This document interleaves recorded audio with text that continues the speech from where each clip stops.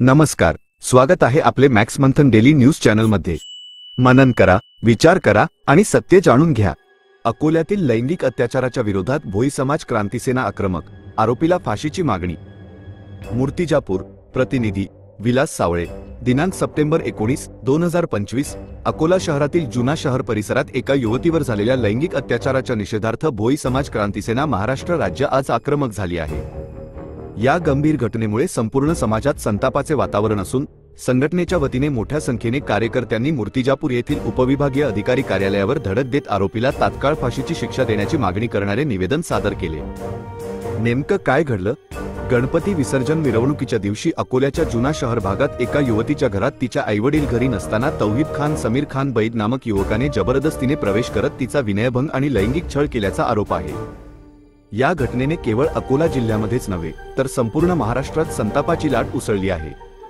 पोलिसांनी आरोपीला अटक केली असली तरी समाजाच्या भावनांचा उद्रेक पाहता केवळ अटकेने समाधान होणार नाही, असे कार्यकर्त्यांनी स्पष्ट केले। जय भोईराज, जय भीम, जय लवजी, जय शिवराया, जय अन्नपूर्णा। आज भोई समाज क्रांती सेनेच्या वतीने मूर्तिजापूर या तहसीलवर अकोला येथे जुना शहर या भागामध्ये आमच्या ताईवर जो लैंगिक छेड केला ज्या नराधामाने, त्या विरोधात आज या ठिकाणी या तालुक्यातील सर्व शिष्टमंडळ प्रमुख लोक या ठिकाणी आलेले आहेत। या क्रांती सेनेचे संस्थापक अध्यक्ष सुनील भाऊ, तसेच आमचे पंचायत समिती सदस्य व आमचे येथील स्थानिक नेते सुनील भाऊ रामखाने व समस्त इथं युवा वर्ग, भोई समाजाचा युवा वर्ग आहे, ज्येष्ठ मंडळी आहे। आज आम्ही सदरहू घटनेचा या ठिकाणी जाहीर निषेध करतो।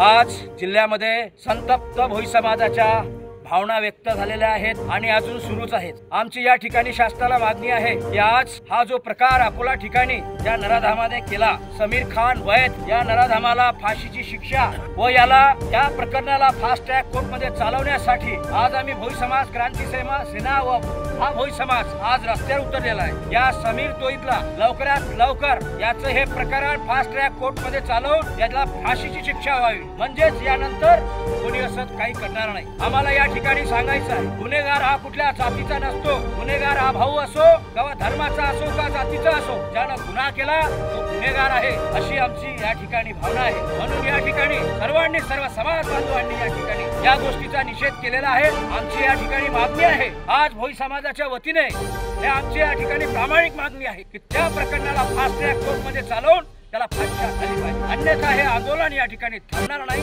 आज आम्ही या ठिकाणी योगेश साहेबांना निवेदन दिलेलं आहे, या पुढेही जर या प्रकरणाला गती दिली नाही किंवा प्रशासनाच्या, पोलीस प्रशासनाच्या व सरकारच्या वतीने जोपर्यंत जाहीर करत नाही की याला फास्ट ट्रॅक कोर्ट मध्ये चालवण्यात येईल, तोपर्यंत आम्ही भोई समाज रस्त्यावर उतरून आंदोलन करू। हे आमचं आंदोलन सतत चालू राहील।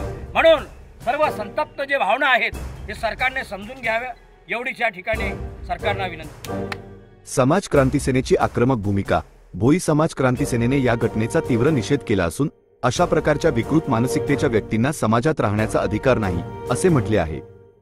संघटनेच्या मते अशा गुन्हेगारांना फाशीची शिक्षा देणे आवश्यक आहे, जेणेकरून भविष्यात असे कृत्य करण्याची कोणीही हिंमत करणार नाही। जे अकोलामध्ये प्रकरण घडलं ते आमच्या ताईवर अन्याय झाला, अशा पापी नराधामाला फाशीची शिक्षा हो, असा मी शासनाला निवेदन दिलेलं आहे। तरी निवेदनाची शासनाने याला लवकरात लवकर फाशीची दखल घ्यावी।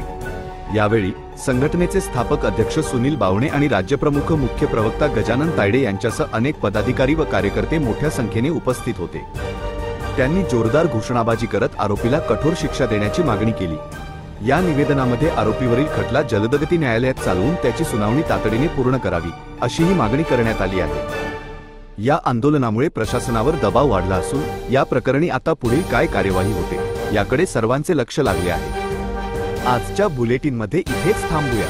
अधिक बातम्यांसाठी पाहत रहा मॅक्स मंथन डेली न्यूज। नमस्कार।